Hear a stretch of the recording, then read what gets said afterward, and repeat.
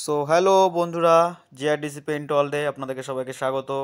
আরও একটা নতুন ভিডিও নিয়ে এসেছি আপনাদের কাছে। এটি একটি প্রিন্টেড আলমারি, যেটা টাচ আপ রং হবে।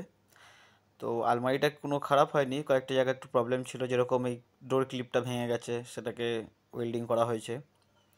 তো আর কিছু কিছু জায়গায় টাচ আপ করা রং করা হয়েছে।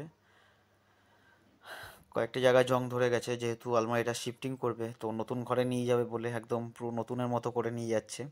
তো আলমারিটার বয়স বেশি পুরনো না, খুব একটা বছর হয়নি আলমারিটা, কিন্তু ওই যেটা হয় সময় সাপেক্ষে রঙগুলো কিছুটা ডিসকালার হয়ে আসে।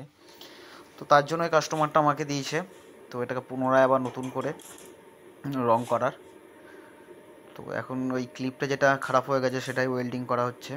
তো এটা ওয়েল্ডিং করার পরে যেখানে যেখানে রাস্টিং এসছে বা জং এসছে সেই জায়গাগুলোকে ঘষতে হবে ভালো করে। তো তারপরে তো ওয়েল্ডিংয়ের কাজ শেষ হয়ে যাওয়ার পরে তো যেখানে যেখানে রাস্টিং ছিল সেখানে নর্মাল পুটিং না, এটা পলিস্টার পুটিং বলি আমরা। তো এটা হেভি তার হার্ড হয় এবং তাড়াতাড়ি শুকিয়ে যায়। তো সের জন্যই পলিস্টার পুটিংটা ইউজ করা হয়েছে। তো এরপরে এটা রঙের প্রক্রিয়ায় চলে যাব। তো রং করার ভিডিওটা দেখাতে পারিনি, নেক্সট ভিডিওতে দেখাবো। তো রং কালার, এটা হোয়াইট কালার ছিল, সেটা কমপ্লিট হয়ে গেছে।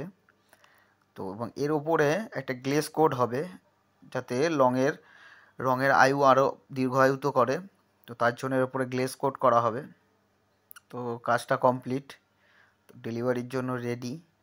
তো দেখতেই পাচ্ছেন ভ্যানের ওপর তোলা হয়ে গেছে।